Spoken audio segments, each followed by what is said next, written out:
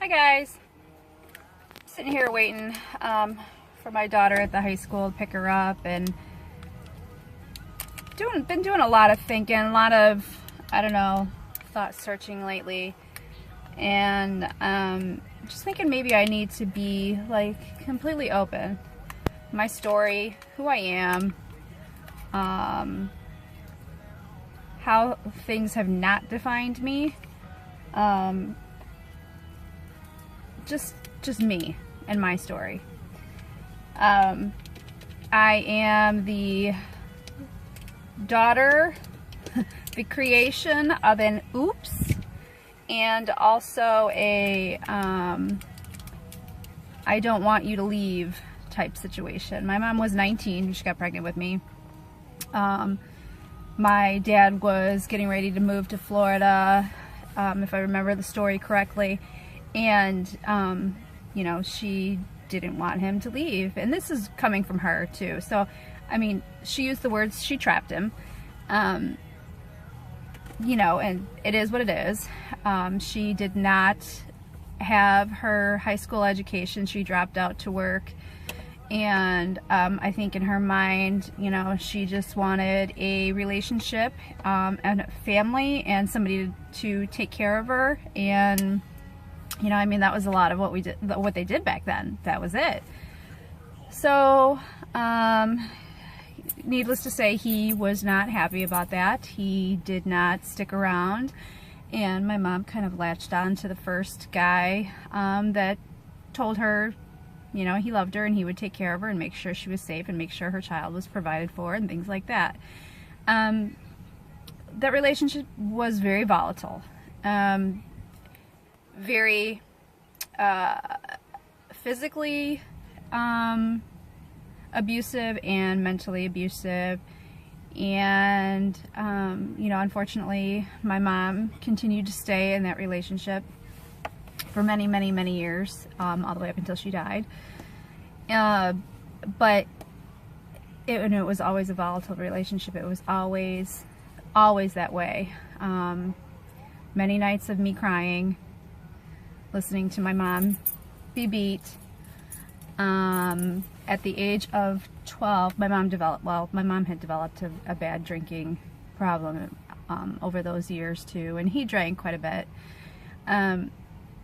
But I think I was about 12 years, well, I know I was 12 years old, and I guess, I don't know, they thought it would be cool to watch their 12-year-old get drunk.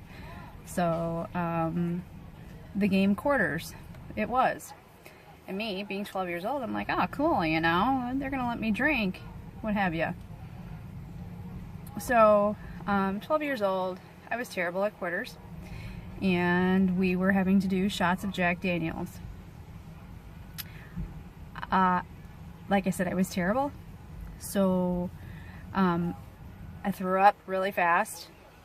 My mom had passed out, and when you drink that fast, you don't ever really get drunk, you know, if you throw it up. It's just like in your system, out of your system. So I wasn't drunk, I felt terrible. So my mother's husband was inappropriate with me. I won't get into details, but we will just say that.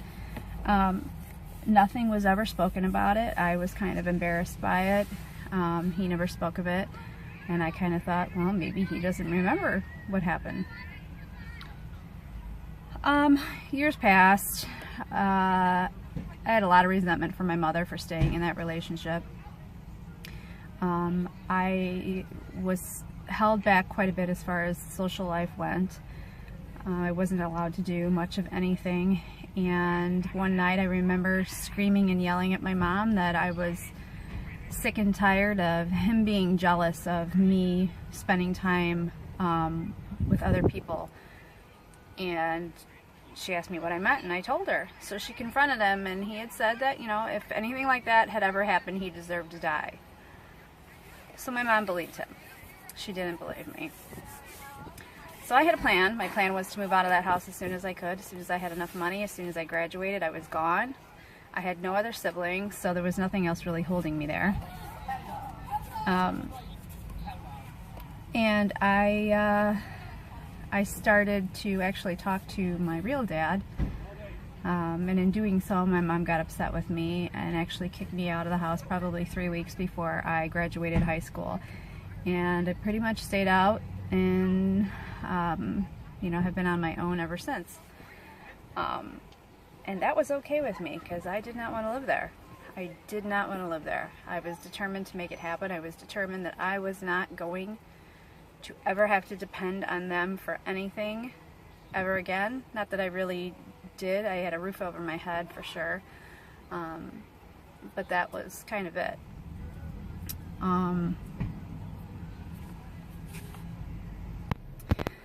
I met my husband when I was 16. I got married when I was 23. Had my first kid at 26. I have 3 girls now. All very happy and healthy. Thank goodness I didn't go down the same path as my mom did. I had made sure that I was not going to go down that path. I did not want to be unhappy. I did not want to feel like I had to rely on him, even though I didn't. I mean, I moved out at 17, so college wasn't a thing. I literally worked, at my first job I had insurance, so I was pretty proud of myself. Had my own apartment and was pretty independent, even though I did have a boyfriend. He treated me every once in a while to the movies and things like that. And my mom had continued, again, like I was saying, to stay in that toxic relationship. She ended up, how do I want to say this, moving out of the house that I lived in, that I grew up in. They moved out, and it was probably about, I don't know, 35, 40 miles west of where I grew up. So it was a good cruise. It was a good move. And she ended up getting an anonymous email when she went to work one day and found out that he had been having an affair. Also, the day before she got that, I believe it was the day before she got that email, she found out that he had prostate cancer. So not only did she find out that the man that she loved, a love that really was, it was the only love she really knew, whether it was really love or not is a question that, you know, none of us can really answer at this point, but it was the love that she knew. So he was, you know, very sick and having to go through chemo and everything, and then she just found out that he was cheating on her. So he ended up surviving. She stayed with him, then found out that she had cancer. And she only lasted, oh goodness, she only lasted 4 or 5 months, I believe it was. She had lung cancer, small cell stage 4 lung cancer, not curable, but she tried, but she did not make it. And that, you know, I'm sad that she's not here for sure. I'm sad I never had the relationship I wanted to have with her, because he was always a dividing factor. But I am determined, and I have always been determined that I'm not going to let that affect me. Once she passed away, he immediately moved on, remarried, I don't know, within like a year and a half, but it was, you know, he was already seeing somebody, so whatever. But that was my out.